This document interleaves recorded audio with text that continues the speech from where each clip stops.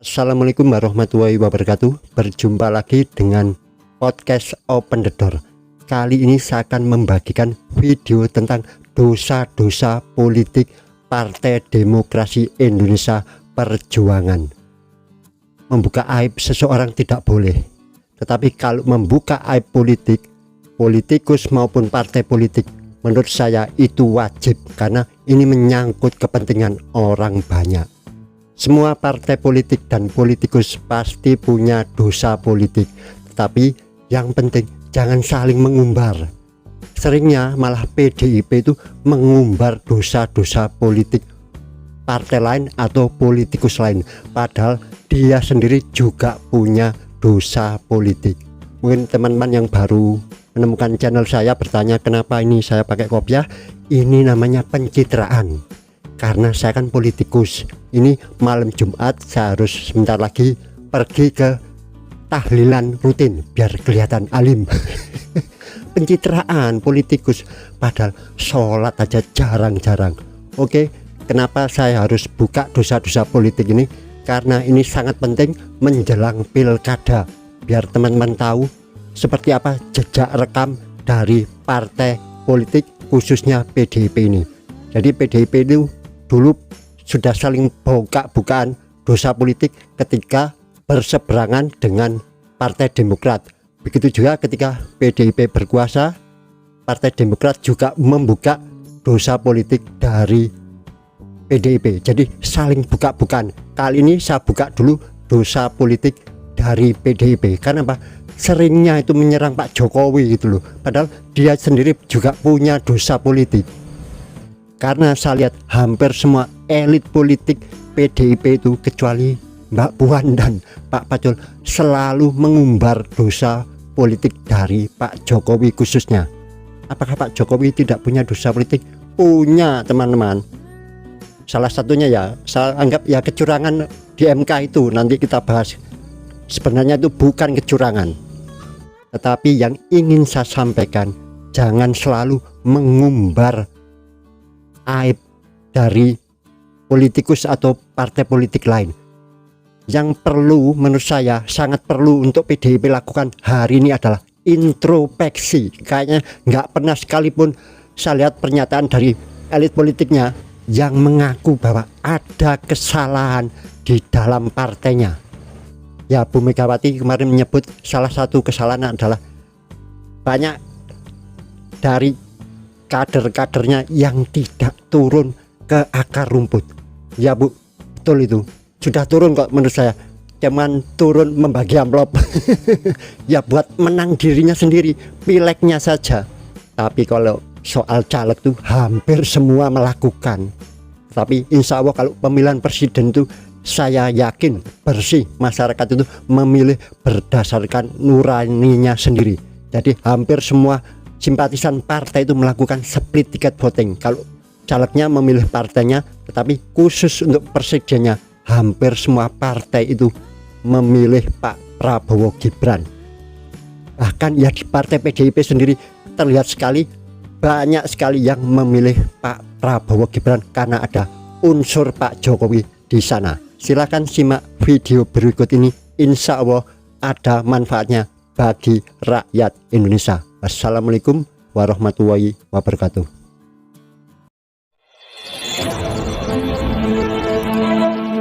Dosa-dosa politik Partai Demokrasi Indonesia Perjuangan atau PDIP ternyata cukup banyak jika dibandingkan dengan dosa-dosa yang dituduhkannya kepada Presiden Jokowi. PDIP paling santer menuduh Jokowi mempraktekkan nepotisme dan memelihara oligarki dengan mengintervensi Mahkamah Konstitusi atau MK, serta menuduh Jokowi menyalahgunakan kekuasaan untuk membantu kemenangan Prabowo Gibran. PDIP paling santer mengkritik keputusan Mahkamah Konstitusi yang membolehkan kepala daerah berusia di bawah 40 tahun untuk maju menjadi calon wakil presiden, sehingga meloloskan Gibran Rakabuming Raka menjadi calon wakil presidennya Prabowo Subianto. Padahal PDIP pada kenyataannya banyak sekali melakukan dosa-dosa politik pada masa lalu, seperti yang diungkapkan Ketua Badan Pemenangan Pemilu atau Bapilu Partai Demokrat Andi Arief dalam daftar pertanyaannya untuk Sekjen PDIP Hasto Kristianto.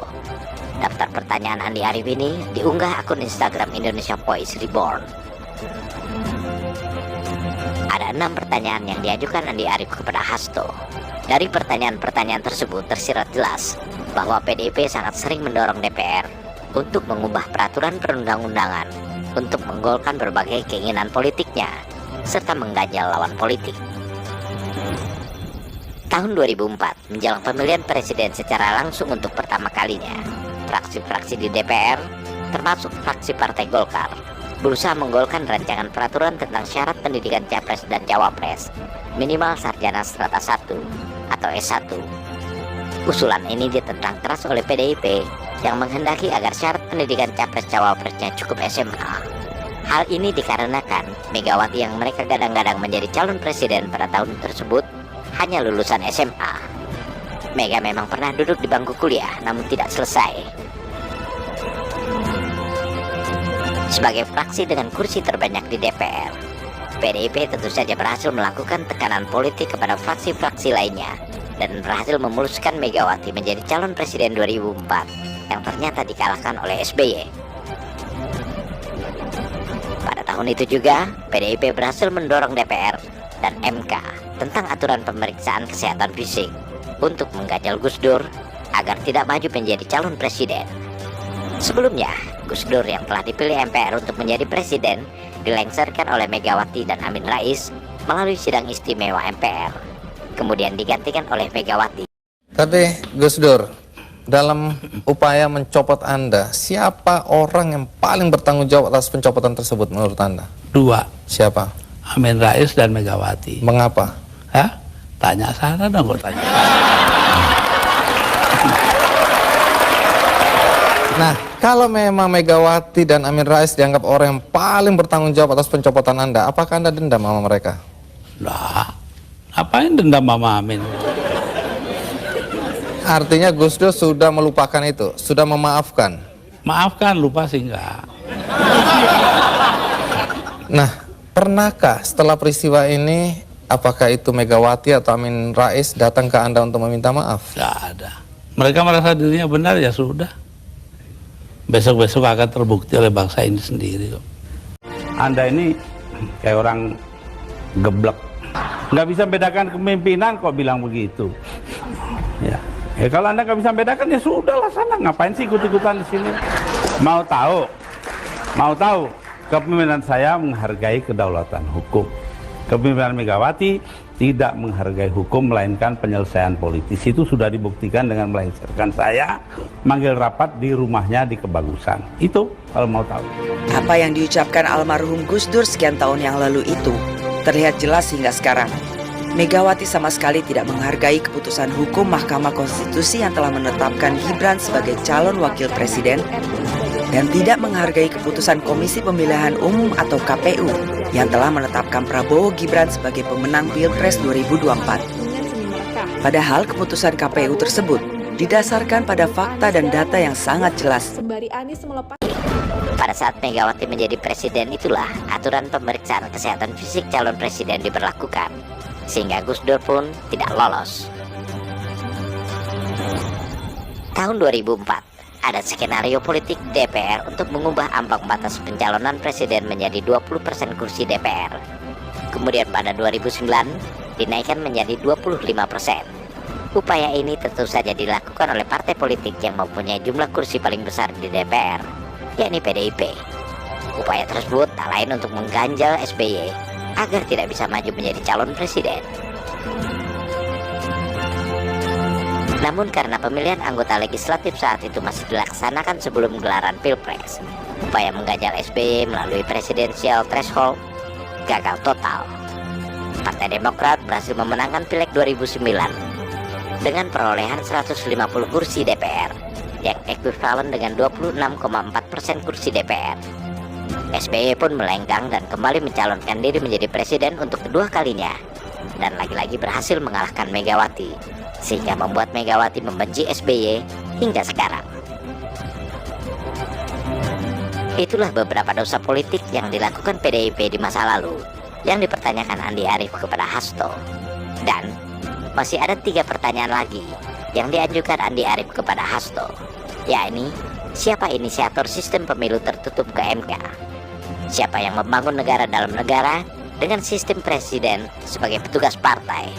Dan siapa yang menarik-narik lembaga intelijen, sebagian Polri dan birokrasi ke politik? Tentu saja jawabannya adalah PDIP yang selalu menggunakan segala cara untuk memperoleh kekuasaan. Dan yang kini menjadi satu-satunya partai politik yang belum mengakui sepenuhnya kemenangan Prabowo Gibran sebagai presiden dan wakil presiden terpilih, meskipun sudah diputuskan MK dan ditetapkan KPU.